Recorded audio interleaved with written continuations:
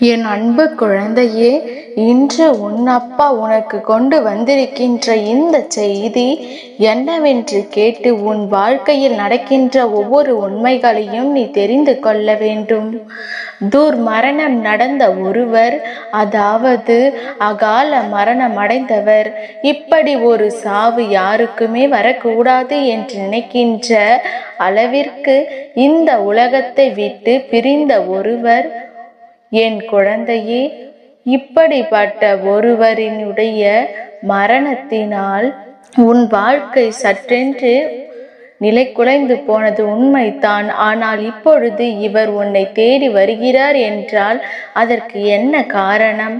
அப்பா, நீ சொல்வது எல்லாம் எந்த அளவில் உண்மையாக இருக்க முடியும்?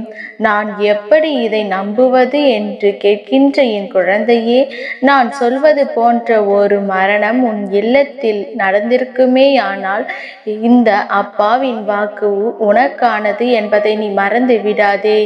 என் குழந்தையே, என்ன நடக்கிறது நம் வாழ்க்கையில் என்று யோசிக்கிறாய் அல்லவா? அகால மரணமடைந்து துர்மரணமடைந்து இந்த உலகத்தை விட்டு சென்ற ஒருவர் மீண்டும் நம்மை எதற்காக தேடி வர வேண்டும்?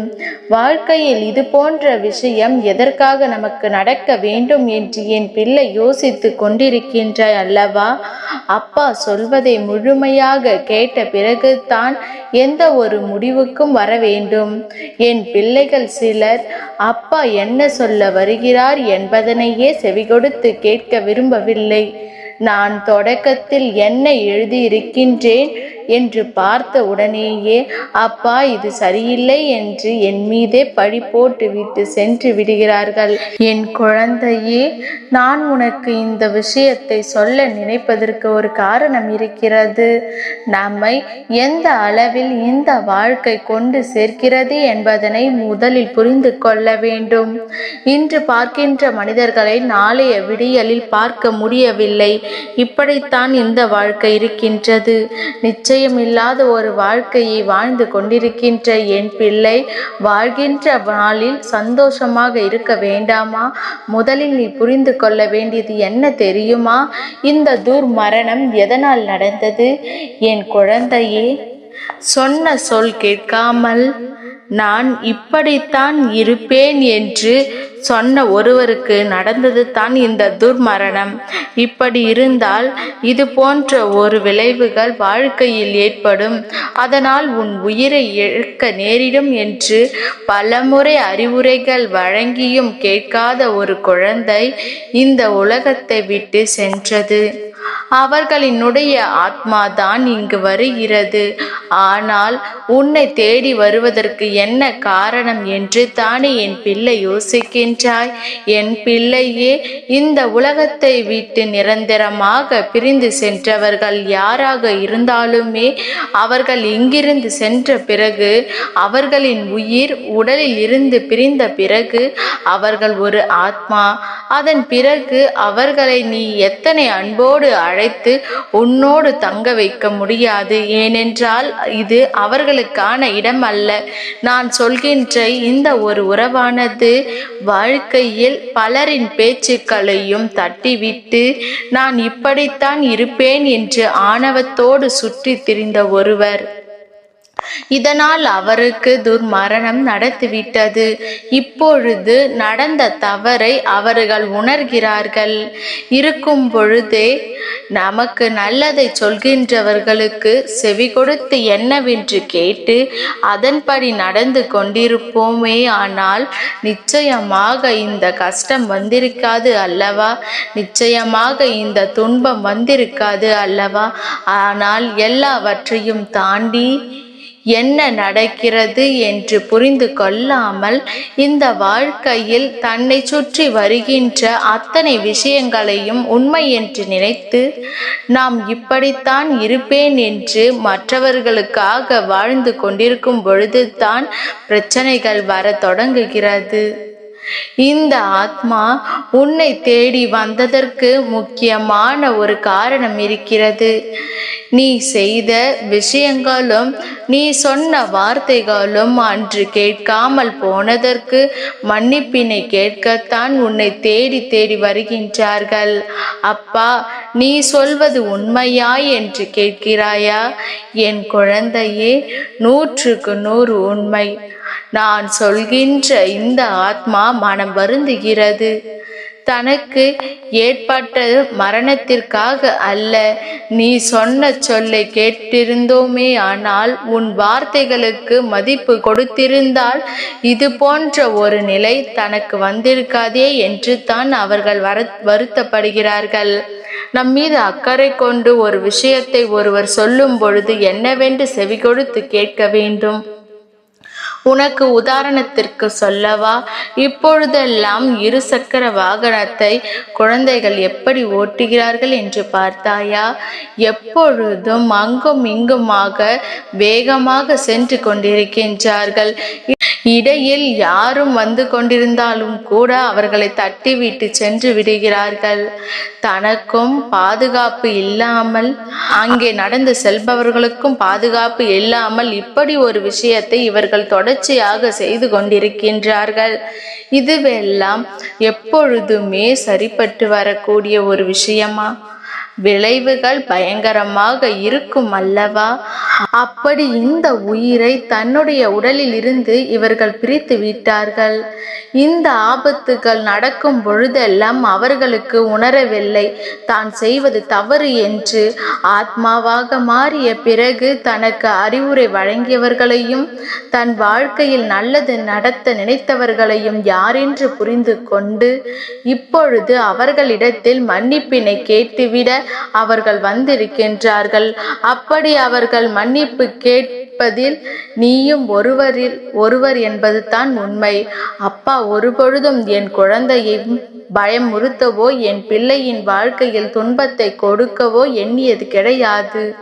அப்பா ஒரு நொடி பொழுதில் உன் வாழ்க்கையில் இருக்கின்ற கஷ்டங்களை எல்லாம் கண்டு உன்னை வேதனைப்பட வைப்பது கிடையாது. நடந்தது நடந்து விட்டது.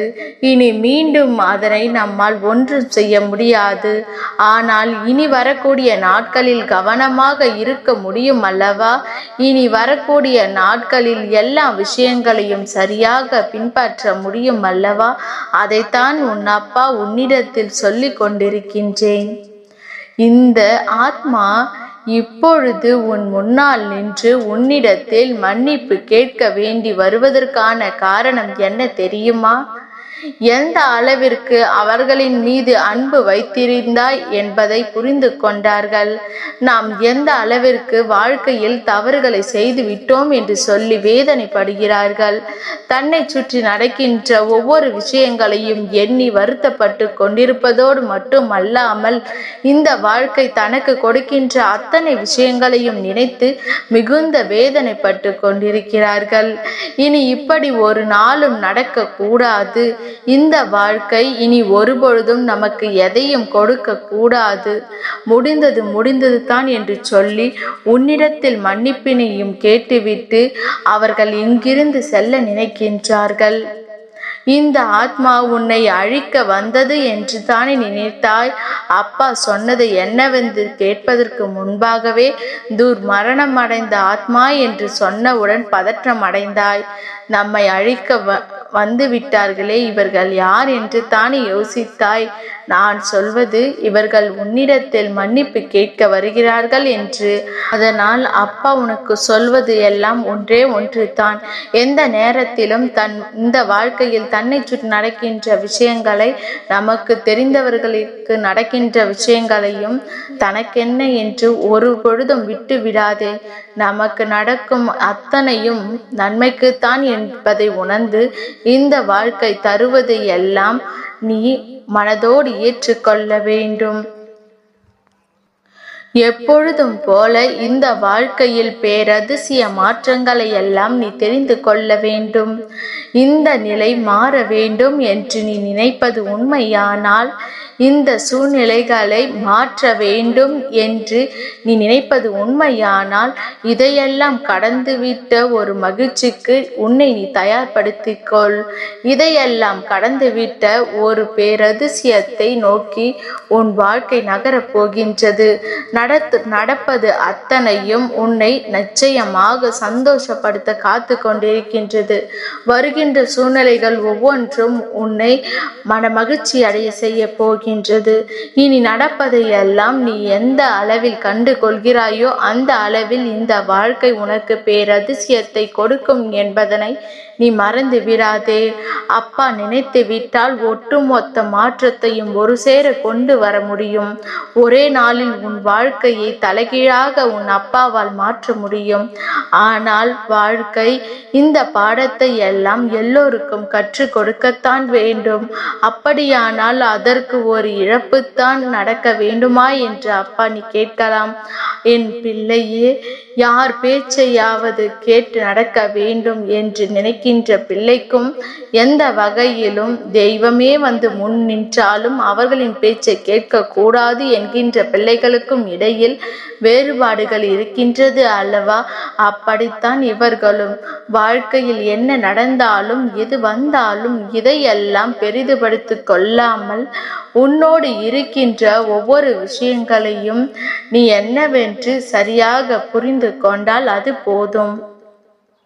இந்த அப்பா சொன்ன வார்த்தைகளுக்கான அர்த்தம் நிச்சயமாக புரியும். எல்லோரும் எப்படி வாழ வேண்டும் என்பதற்கு உதாரணமாக இப்பொழுதெல்லாம் இந்த வாழ்க்கையில் உன்னை அவர்கள் காண்பித்து கொடுக்க துணியும் பொழுது அதற்கேற்றது போல நீயும் இந்த வாழ்க்கையை வாழ வேண்டும். தவறுகள் செய்யாத மனிதன் யாரும் கிடையாது. ஆனால் தவறு என்று தெரிந்த பிறகு ஒப்புக்கொள்ளாதவன்தான் தவறான மனிதன் என்பதை நீ புரிந்து கொண்டு இந்த நேரம் வாழ்க்கையில் உனக்கு என்னவெல்லாம் கொடுக்கிறது என்ற உண்மையை தெரிந்து கொண்டால் இனி உன்னை சுற்றி நடப்பது எல்லாமுமே உனக்கான பேரதிசயத்தை நடத்தும் என்பதை புரிந்து கொள்வாய். நானிருந்து உனக்கு என்ன கொடுப்பதும், நானிருந்து உன் வாழ்க்கையில் எதை நடத்துவதும் அதை உன்னை நிச்சயமாக சந்தோஷப்படுத்தும். எதையும் தாண்டி நீ ஆசைப்பட்ட விஷயங்கள் அத்தனையும் உன்னை நிச்சயமாக நல்ல நிலைக்கு அழைத்து விடும். இந்த ஆத்மா உன்னிடத்தில் மன்னிப்பு கேட்க வருகின்ற இந்த நேரம், என் குழந்தையே, நீ அவர்களுக்கு மனதார மன்னிப்பினை கொடுத்து விடுவாய் என்பது எனக்கு தெரியும். ஆனால் இந்த ஆத்மாவை இங்கிருந்து வழி அனுப்ப வேண்டும் என்றால் ஏதாவது ஒரு விஷயம் உனக்கு கேள்விப்படும் பொழுதும் அல்லது உன் மனதை வருத்தும் பொழுதும் அந்த நேரத்தில் எதை பற்றியும் யோசிக்காமல் சட்டென்று மன்னிப்பினை கேட்பது தான் எல்லோருக்கும் நல்ல பழக்கம். இந்த ஆத்மா நிச்சயமாக நல்லபடியாக சாந்தி அடையும். தான் செய்த தவறை உணர்ந்து விட்டது அல்லவா? அதனால் எந்த கவலையும் இல்லை. என் தங்கமே, இந்த அப்பாவின் ஆசீர்வாதங்கள் என் பிள்ளைக்கு என்றென்றைக்கும் முழுமையாக கிடைத்து கொண்டே இருக்கும். நிச்சயம் நல்லது நடக்கும்.